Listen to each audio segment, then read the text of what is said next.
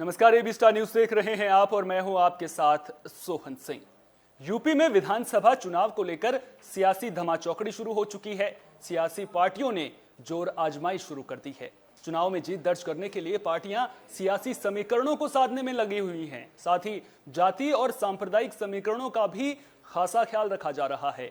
हालांकि यूपी में चुनाव की तारीखों के ऐलान में अभी कम से कम 3 महीने का वक्त बचा है, लेकिन सियासत किस तरह की हो रही है, चुनाव को लेकर सियासी पार्टियों की तैयारी कैसी है, इसकी बानगी मिलनी जरूर शुरू हो गई है। 2 तस्वीरें आपकी स्क्रीन पर हैं। एक और एआईएमआईएम अध्यक्ष असदुद्दीन ओवैसी यूपी चुनाव को लेकर ताल ठोक चुके हैं। वहीं बीएसपी भी ब्राह्मणों को साधने के लिए जोर आजमाइश कर रही है। सबसे पहले बात असदुद्दीन ओवैसी की करते हैं। असदुद्दीन ओवैसी ने प्रेस कॉन्फ्रेंस के दौरान चुनावी हुंकार भरी। वो कह रहे हैं कि हम 100 सीटों पर चुनाव लड़ेंगे और यूपी का मुस्लिम उनकी पार्टी को वोट देगा। अब अगर यूपी में मुस्लिम वोट बैंक ओवैसी को वोट देगा तो फिर इसका नुकसान किसे होगा और फायदा किसको पहुंचेगा, इसका अंदाजा आप खुद लगा सकते हैं। पहले आपको ओवैसी की प्रेस कॉन्फ्रेंस की बड़ी बातें सुनाते हैं, फिर बात इन बयानों के मायनों पर करेंगे, साथ ही बात करेंगे मायावती के ब्राह्मण सम्मेलन की। आपका सवाल क्या है और हमारा जवाब ये है कि हम लड़ेंगे इलेक्शन। हम किसी के गुलाम नहीं है, जर खरीद गुलाम नहीं है कि उनको जिताएंगे। हम बहुत 60 साल से सबको जिता रहे, हम जीतेंगे इंशाअल्लाह। उत्तर प्रदेश का मुसलमान जीतेगा। तो लगता है कि सपा को या जो भी बीएसपी अगर एक ऐसा हमको अनटचेबल बनाना चाहती है तो हमको कोई इतराज नहीं है। हम उत्तर प्रदेश की जनता में जाएंगे और उनको भी पैगाम देंगे कि देखिए ये हमको अनटचेबल बना रहे हैं। और मकसद परेशानी इनको इस बात की है कि जब हम ये कहते हैं कि 19% मुसलमान और आप एमवाई कॉम्बिनेशन की बात करते हैं, आप 11% और 19% गुलामी आपकी करते रहे, आपकी जय जयकार करते रहे, आपको मुख्यमंत्री बनाए, आपको वोट दे, और आप हिस्सेदारी की जब बात होती है तो बात ही नहीं करते। आप हिस्ट्री में कमजोर हैं।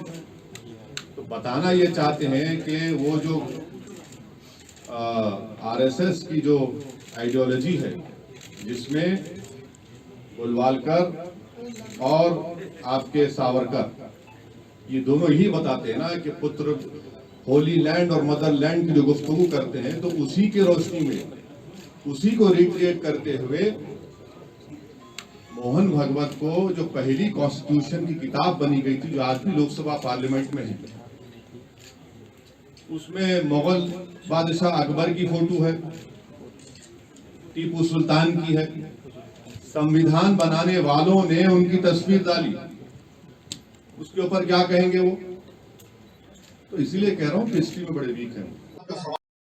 तो यूपी के चुनाव में पार्टियां किस तरह की तैयारी कर रही हैं, उसकी बानगी दिखनी शुरू हो गई है। अब बात मायावती की भी कर लेते हैं। मायावती ने लखनऊ पार्टी कार्यालय में ब्राह्मण सम्मेलन का आयोजन किया।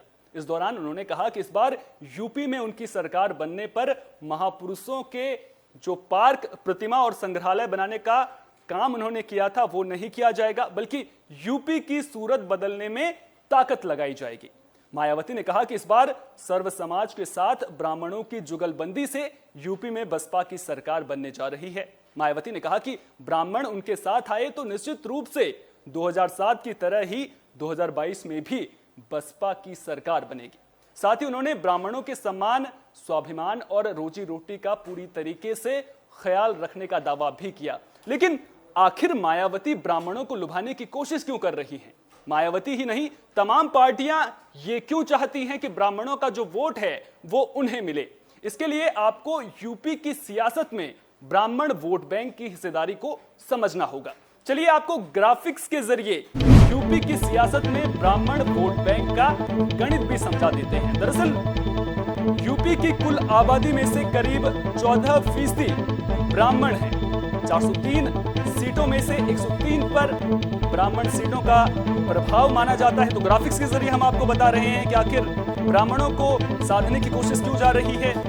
कुल आबादी में से करीब 14% जो हैं वो ब्राह्मण वोट हैं। 403 सीटों में से 103 सीटों पर ब्राह्मण सीटों का प्रभाव माना जाता है, यानी कि यहाँ पर ब्राह्मण वोट बैंक तय करता है। 47 सीटों पर 25% से भी ज्यादा ब्राह्मण वोट बैंक है। अब बात बीएसपी के लिए क्यों ब्राह्मण वोट बैंक जरूरी है वो भी कर लेते हैं। जातिगत वोट बैंक के साथ मुस्लिम मत में सपा के साथ बसपा की बराबर की हिस्सेदारी है। अब ब्राह्मण अगर बसपा के साथ जाते हैं तो बोनस बीएसपी के लिए होगा। अगर ब्राह्मणों को, माफ कीजिएगा, ब्राह्मणों का वोट जो है वो बीएसपी को मिलता है। दलित, मुस्लिम और ब्राह्मण गठजोड़ से 2007 में मायावती सत्ता पर भी रह चुकी हैं और अब ये जो तमाम समीकरण साधने की कोशिश की जा रही है और जिस तरह से असदुद्दीन ओवैसी ने बयान दिया है कि मुस्लिम हमें वोट देगा, मायावती ब्राह्मणों को साधने की कोशिश कर रहे हैं। इन जो ओवैसी हैं उनके बयानों के मायने क्या हैं और मायावती आखिर क्यों ब्राह्मणों को साधने की कोशिश कर रही हैं, इस पर ज्यादा बातचीत के लिए हमारे एग्जीक्यूटिव एडिटर दिवाकर विक्रम सिंह का रुख कर लेते हैं। दिवाकर जी, सियासत जिस तरह की हो रही है वो कहीं ना कहीं कई तरह के सवाल खड़े कर रही है। विपक्षी पार्टियां, अब असदुद्दीन ओवैसी की बात कर लेते हैं, जिस तरह से उन पर इस तरह के आरोप भी लगते रहे हैं कि वो बीजेपी की भी पार्टी हैं। दूसरी ओर मायावती ब्राह्मणों को साधने की कोशिश कर रही हैं। तो क्या यही मुद्दे हैं विपक्ष के पास चुनाव में जाने के लिए, या फिर इसके अलावा कोई और मुद्दा नहीं है विपक्ष के पास? क्या इस बार के जो चुनाव होंगे उनमें भी जाति की राजनीति देखने को मिलेगी, सांप्रदायिक राजनीति देखने को मिलेगी? देखिए सवाल ये विडंबना ही है कि उत्तर प्रदेश जैसे बहुभाषी संप्रदाय के दृष्टिकोण से, जाति के दृष्टिकोण से और संख्या के दृष्टिकोण से एक बड़ा राज्य है। इसके बावजूद मुद्दे कई ऐसे होने चाहिए, लेकिन जिस तरीके से सियासी पार्टियां जो विपक्ष का एक तरह से धड़े कह सकते हैं या विपक्ष की भूमिका में है, वो पार्टियां ही वो एजेंडा तय कर रही है जिस एजेंडे पर अगर सत्तारूढ़ पार्टी आगे बढ़ी तो निश्चित रूप से जो ध्रुवीकरण होगा उसका फायदा भारतीय जनता पार्टी को मिलेगा। असदुद्दीन ओवैसी को एक तरह से कहा भी जाता है कि बीजेपी बी टीम के लिए वो प्रभावी किए जाते हैं। हालांकि ये बात गलत है, क्योंकि असदुद्दीन ओवैसी बंगाल चुनाव में जिस तरीके से ममता ने कोई महत्व नहीं दिया, उसके बाद से नई रणनीति के तहत उत्तर प्रदेश आए हुए हैं और इसीलिए उन्होंने लखनऊ में जो पत्रकार सम्मेलन को संबोधित किया उसमें उन्होंने बहुत सद करके बात की और साफ साफ कह दिया कि मुस्लिम भाई सपा और बसपा को वोट क्यों देंगे, एक बड़ा सवाल है। जो सपा ये सोचती है कि मुस्लिम वोट बैंक पर उनका ही एकाधिकार है और बसपा ये सोचती है कि जो जाति की या सोशल इंजीनियरिंग में जो जाति का फैक्टर है उसको साधने की जो कवायद मायावती की तरफ से 2007 में या अन्य समयों में की जाती है, उससे उनको फायदा होगा। इसको ओवैसी भी भाग चुके हैं और अन्य पार्टियां भी भाग चुकी हैं। तो ऐसे में भारतीय जनता पार्टी का जो मुद्दा है वो है हिंदुत्व, विकास, राम मंदिर, और इस मुद्दे पर ये पार्टियां समझ रही हैं कि जो भाजपा का कोर वोटर है और उसके साथ साथ विकास के नाम पर जो योगी आदित्यनाथ के काम के साथ भी जुड़ा हुआ है, तो भारतीय जनता पार्टी आने वाले समय के चुनाव में एक बेहतर प्रदर्शन कर सकती है। इसलिए जिस आधार पर ये सत्ता पक्ष को घेर सकते थे, खास करके राम मंदिर मुद्दे को अगर बीजेपी की तरफ से ज्यादा उठाया जाता है तो फिर ये कह सकते थे कि विकास कुछ की बात नहीं करते, मंदिर मुद्दा और मस्जिद मुद्दा और सांप्रदायिक जाति का मुद्दा उठाए, लेकिन सारे मुद्दे उसके पहले ही सेट कर दिए जा रहे हैं एजेंडे के रूप में उठा करके। तो इससे साफ जाहिर होता है कि विपक्ष कहीं न कहीं एक ऐसी सुरक्षात्मक रणनीति के साथ आक्रमण करना चाहता है जिसमें उसे जिस सीट पर, जितने सीट पर लड़े वो कम से कम सोशल इंजीनियरिंग के जो रणनीति उसने बनाया है उसके तहत उसको विजय मिले। लेकिन इतना तय मानिए कि विकास का जो मुद्दा है, राम मंदिर का जो मुद्दा है और हिंदुत्व और राष्ट्रवाद का जो मुद्दा है, उस मुद्दे पर ये विपक्षी पार्टियां पूरी तरह से करारा तमाचा नहीं लगा सकी। इसीलिए मायावती को अभी अपनी वो बात ही बदल देनी पड़ी जिसके लिए सैद्धांतिक तौर पर वो जानी जाती है। और उन्होंने साफ कह दिया कि अब हम मूर्तियां नहीं लगवाएंगे। और आप याद रखिए कि मायावती जब भी मुख्यमंत्री बनी है तो उन्होंने दलित महापुरुषों की मूर्तियां और उसके नाम पर पार्क बनवाने की जो उनकी कवायद रहती थी, उन्होंने साफ साफ मना कर दिया कि अब तो हम उत्तर प्रदेश की सूरत बदलेंगे। तो उत्तर प्रदेश की सूरत बदलने का काम और उसका दावा जो है योगी आदित्यनाथ भी कर रहे हैं। अखिलेश यादव को भी भरोसा है कि जो एंटी इनकम्बेंसी है प्लस मुस्लिम यादव और अन्य पिछड़ी जातियों के कुछ लोगों को जोड़ करके वो प्रभावी हो जाएंगे। लेकिन अभी सपा पर विपक्ष के नेता होते हुए भी, विपक्ष के धड़े होते हुए भी सारे छोटी पार्टियों को साधने के बाद असदुद्दीन ओवैसी को है। और सोहन मत भूलिए कि अभी तो आम आदमी पार्टी की एंट्री ही नहीं हुई है। इसलिए ये जो विपक्ष का जो भाग बन रहा है और जिसमें सब अपने अपने गठबंधन को साधने की कवायद कर रहे हैं, इसमें जितना ही बंटवारा होगा उसका फायदा भारतीय जनता पार्टी को मिलेगा। ये तो और बात है, वो चुनाव के समय आने में दिखेगा। लेकिन जिस तरह से अभी से ये पार्टियां सांप्रदायिक मुद्दे पर, जात के मुद्दे पर खुल करके बोल रही हैं, कोई ब्राह्मण साधने में लगा हुआ है, कोई मुस्लिम भाइयों के साथ अन्य को साधने में लगा हुआ है, तो स्पष्ट हो जाएगा भारतीय जनता पार्टी साफ कहेगी भैया चुनाव के 5-7 महीने पहले ही विपक्ष ने ही भूमिका बनाई, विपक्ष ने ही ये मुद्दे बनाए। अब उस मुद्दे पर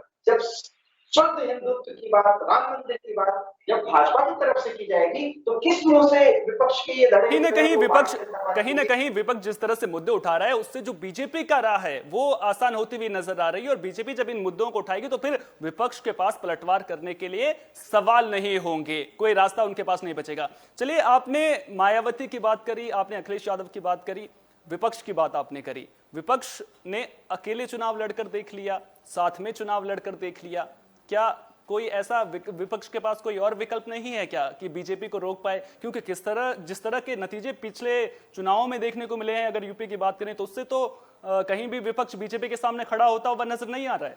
देखिए, विकल्पहीन इसलिए है क्योंकि इनके अपने अपने दावे हैं, अपनी अपनी महत्वाकांक्षा है। और इसी महत्वाकांक्षा के तहत हर एक पार्टी, सपा को ले लीजिए, कांग्रेस को ले लीजिए, बसपा को ले लीजिए, ये छोटी पार्टियों को मिलाने की कोशिश करेगा और बचे आम आदमी पार्टी और असदुद्दीन ओवैसी के एआईएमआईएम, तो ये सारे लोग छोटे छोटे धड़ों को मिला करके तो कुछ सीटों पर, जैसे ओवैसी कह रहे हैं वो 100 सीटों पर लड़ेंगे, मायावती का अभी 423 सीटों पर, कांग्रेस का इस तरह से, और ऐसे ही आम आदमी पार्टी करेगी, सपा जो है वो सारी सीटों पर लड़ेगी। तो इस तरीके से विपक्ष में ही अड़े तो बन रहे हैं, गठबंधन तो ये कर रहे हैं, लेकिन सबका गठबंधन जाति और संप्रदाय को ही आधार बना करके किया जा रहा है। तो उन्हीं फैक्टर्स को, सोशल इंजीनियरिंग और संप्रदाय का जो ये खेल है, वो जब पहले ही स्पष्ट हो जाएगा, तो जब शुद्ध राष्ट्रवाद, हिंदुत्व और विकास का मुद्दा, उस पर फायर ब्रांड योगी का आक्रामक अंदाज समझ सकते हैं कि विपक्ष उस समय जो है वो धराशायी हो जाए, क्योंकि ये चुनाव के बहुत पहले ही वो एजेंडा सेट कर दिए। उस एजेंडा पर पूरी राजनीति को अपने पक्ष में करने की जो कला भारतीय जनता पार्टी के पास है, शायद वो इन लोगों के पास नहीं है, और यही इनके नुकसान का कारण बन जाए। अच्छा, जिस तरह से विपक्ष अलग अलग चुनाव भी लड़ रहा है, तो उसको हिसाब से अगर देखा जाए, जिस तरह से अगर सियासी समीकरण साधने की कोशिश भी की जा रही है, अगर मुस्लिम वोट बैंक बनता है, जिस तरह से ब्राह्मण वोट बैंक को सपा हो या बीएसपी हो, अगर बीजेपी के साथ ब्राह्मण वोट बैंक नहीं जाता है, यहां पर यह भी गौर करने वाली बात है क्योंकि ऐसा कहीं पर भी नहीं लिखा हुआ है कि ब्राह्मण बीजेपी को वोट नहीं देगा, तो वो सपा और बीएसपी के लिए कहीं ना कहीं बोनस का काम करेगा। क्योंकि जिस तरह से 2007 में हमने देखा किस तरह से मायावती ने दलित, मुस्लिम और जो ब्राह्मण गठजोड़ है उसकी मदद से सरकार बनाई थी। अब ऐसे में जब ये पार्टियां अलग अलग चुनाव लड़ रही हैं, मुस्लिम वोट बैंक की अगर मैं बात करूं तो वो भी बंटेगा समाजवादी पार्टी और बीएसपी के बीच में, और जो छोटी पार्टियां हैं उनके बीच में जो बाकी वोट बैंक हैं वो भी कहीं ना कहीं इनके बीच में आपस में बंट जाएगा। तो इसका फायदा भी तो फिर सीधे तौर पर बीजेपी को पहुंचेगा चुनाव में। और ये यकीन मानिए कि जो ये बात की जा रही है कि मायावती ब्राह्मणों को साथ देंगी, या देखिए एंटी इनकम्बेंसी के तहत मायावती की अपने सोशल इंजीनियरिंग को फिट करने, उसको प्रभावी करने की उनकी अपनी रणनीति है।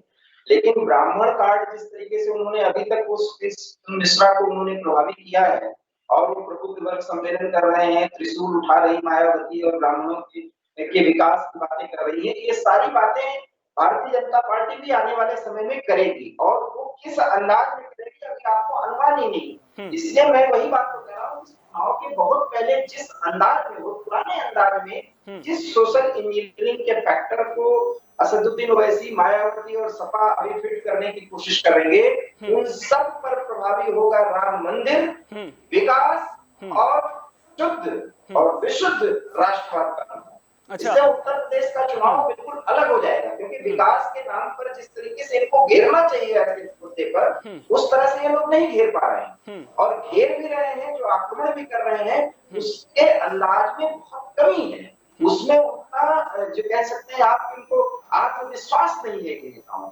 इसलिए विरोध के लिए विरोध करने के तहत अगर कोई बात ये करेंगे तो उससे जनता इत्तेफाक नहीं रखेगी। क्योंकि याद रखिए, कोरोना और पोस्ट कोरोना में जिस तरीके से योगी सरकार ने काम किया है और जिस तरीके से रिहैबिलिटेशन का काम किया है, कोरोना से निपटने में जिस तरह से उत्तर प्रदेश की भूमिका रही उत्तर प्रदेश सरकार की, इन सब बातों को लेकर के योगी आदित्यनाथ ज्यादा प्रभावी हो सकते हैं। अच्छा, विकास को लेकर के क्यों जो है चुनाव में मुद्दे नहीं उठ रहे, उसको लेकर के मैं आपसे सवाल पूछूंगा, लेकिन एक सवाल मैं आपसे ब्राह्मण वोट बैंक को लेकर के पूछना चाहूंगा। दरअसल आपसे मैं समझना चाहूंगा कि जिस तरह से योगी सरकार का कार्यकाल रहा है, मैंने कई ब्राह्मण नेताओं के साथ में भी बातचीत की, तो क्या आपको लगता है कि ब्राह्मण जो है वो बीजेपी से नाराज हैं, और अगर नाराज हैं भी तो क्या कुछ बीजेपी कर सकती है ताकि जो ब्राह्मण वोट बैंक है वो बीजेपी के साथ में जाए?